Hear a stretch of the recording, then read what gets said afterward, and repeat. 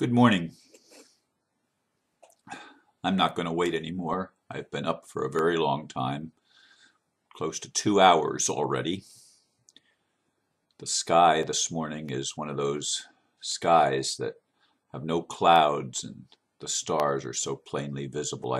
Those are my favorite mornings by far. And as I came out of the meditation room and went into the atrium, even though it's a little bit of a brisk morning for Florida, it was so beautiful out there. Anyway, today the title is Ninth Wave, Illuminating the Illuminati. What we call the Illuminati has controlled the world, the Western world at least, for a very long time.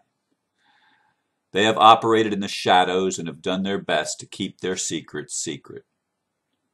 All that is changing very rapidly. Yes, we the people are awakening. As we do, our nightmare is ending. And the Illuminati, long the masters of separation and fear, are now themselves fearful. Why? Because we are illuminating the Illuminati with a very basic truth. There is no separation. We are all interconnected, and there are no more hiding places.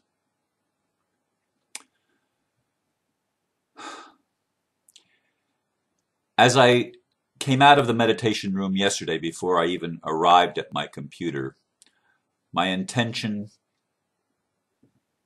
was to point out that we the people, the human consciousness, has made the Illuminati, or the dark workers, the Satanists, whatever you want to call these people that have been in control of much of the culture and all of the finances of the world virtually. We have put them in a place that we are seeing them, or many see them as omnipotent. Like whatever they want, they get. And I was going to bring a message of encouragement, at least that was my intention, to awaken you to the fact that we the people are more powerful than the they we all like to accuse. And then I came to my computer, as those of you that watched yesterday realize, and I saw the video from David Icke, and I shifted the message a bit. And I believe what David shared was very important. In fact, I'm looking to pay some of my tithe to David to help him, because he certainly has blessed me many, many times in my life. He has been one voice that has not only educated me as to what's going on in the world, but given me hope. There are some people like Alex Jones and others that have also given the message of what's going on behind the scenes with the Illuminati, but they're fear mongers, and that feeds right into the Illuminati's plan. But David has actually, from my perspective, provided solutions, and I'm all about solutions, not just making people aware of what they need to be afraid of, because that's ridiculous. That doesn't resolve any problems at all. It only adds fuel to the fire. Anyway, we live in an unprecedented time in our history when we have the opportunity to literally shift everything. For a long time, we didn't know who we were. We didn't realize we had power. And when we didn't realize we had power, the Illuminati was glad to exercise their power and their control and their reign over us. They were the sovereigns, and we were the chattel, the slaves, whether we knew it or not. And most people didn't know it, which is why it was able to continue as long as it did. People were simply enslaved. But as I was meditating this morning, I had said a little prayer. God, It's time to liberate the slaves. And I no sooner got the words out of my mouth when it flashed in my mind that those that have enslaved us are themselves enslaved. Enslaved by the lies that they believe. They believe they are separate. They believe they have a right to control others. They believe that theirs is the destiny to be in charge. Where can we see that within ourselves? Is not part of us that which wants to be in control of others so that we can feel comfortable, so that we can have the sense that we are in charge and there are no surprises, there are no accidents, we're the boss. That's what the Illuminati represents to humanity.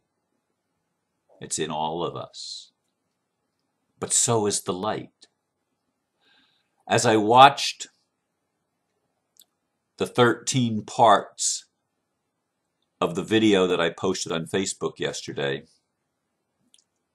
what's that guy's name? I gotta look it up. Hold on just a second. Let me flip over here to my computer. Oh God, I've already taken it down. Isn't that terrible? I could always go to Facebook, but I get so much stuff on Facebook to go to older posts. Oh God, I'm into the birthdays.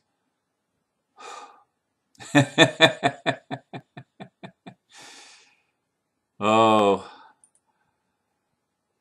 I don't remember the guy's name right now. It'll come to me when it's supposed to come to me. But he's the guy that works with NASA and talks about hyperdimensional reality, hyperdimensional space. Boy, why can't I remember his name? I can picture his face right in front of me, but I can't remember his name in this moment. It's irritating.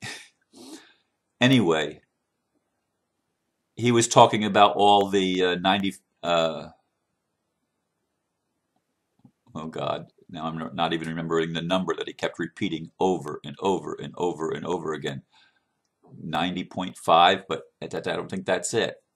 Or not 90s. Anyway, the recurrence of those with the Elenin story, and that was what the whole series was about, Elenin. And he was saying, he was not fear-mongering. He was saying that the mainstream media, the Illuminati, have jumped on the bandwagon to try to use Elenin to generate fear. But the ones that are actually fearful of Elenin is the Illuminati themselves, because they understand the scientific and physics dynamics of what Elenin is. Elenin, he said, is actually a manned spaceship, if you will, a mothership that's making its trek. And he showed very many correlations between its angles and its approaches to planetary bodies, its distances, its, all sorts of things where there were so many coincidences that they couldn't be coincidences because the odds of all of those numbers repeating were astronomically high. In any case, what his point was is that the Illuminati realizes that they're playing in a game that they are not in control of. They've wanted to have the illusion of control, just as we do in our own lives, don't we?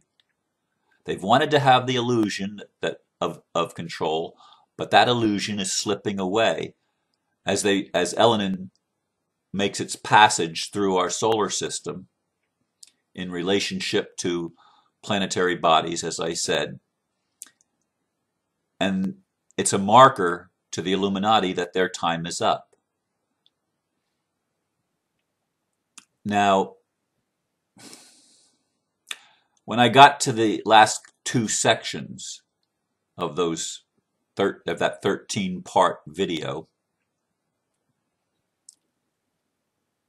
I was somewhat surprised that he is still hanging on to his idea that Obama is a man of destiny that will bring the changes to the world.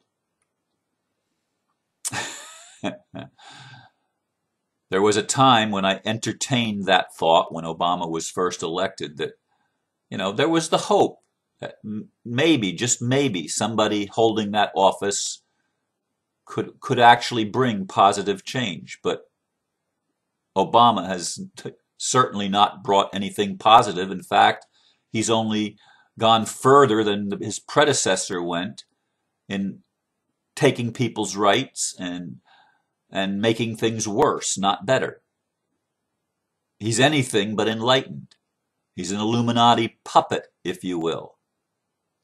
But I have said many times, don't be surprised to see the dark hats change to white hats.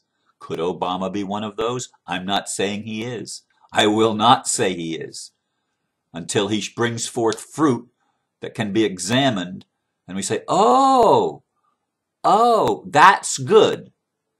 Okay, but what he's done so far doesn't look good. Not to the human perspective. It does not look good.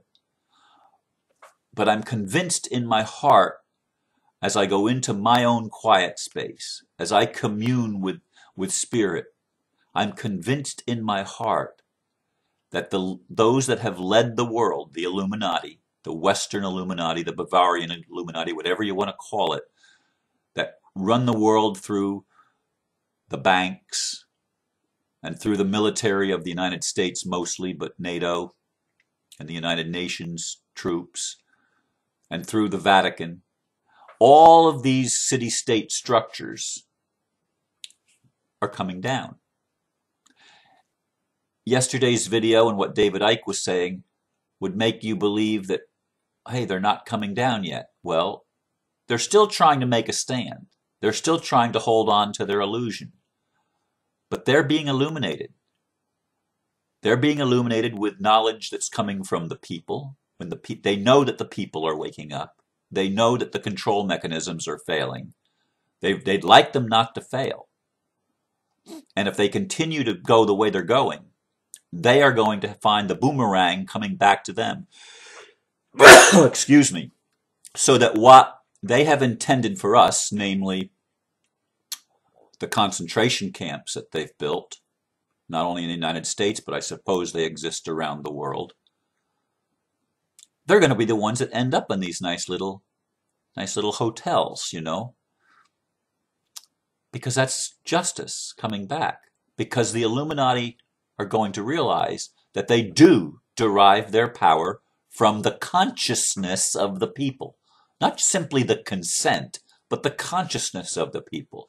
And when we have been asleep, it has been easy for them to gain our unwitting support. Because we didn't want to be in control. We didn't want to take responsibility for our lives. We didn't want to do the things that were necessary for us to turn our lives around and become positive, loving, wonderful people. So it was easy for them to take the control that we weren't taking for ourselves. The power that we had given away, they were glad to use. That's changing right now. And so this Occupy movement, while the Illuminati may wish to derail it, they can't. They simply cannot derail it. And I got to get back to the one that shows my video on there. Oh my goodness, over 14 minutes already. They can't derail it. And the one thing that we have, the ace up our sleeves, is they would like us to revolt with violence. And Tim Turner made the statement that that this movement's going to turn violent because they're going to make it turn violent. I don't think so. Not this time. Not this time. This time, we the people know enough to stay peaceful even when the police, who are going to wake up too, even when they act with violence and commit assault on people, physically dragging them off, etc., etc., they're going to wake up because they are part of the 99%. And the 1%, which I really think is 1/10 of 1%, the real Illuminati, the top of the pyramid structure, they know, they see the handwriting on the wall. They're not stupid. But they do try to hang on as long as possible, and that's part of the chess game that's going on. This cosmic chess game that has global implications. It's happening.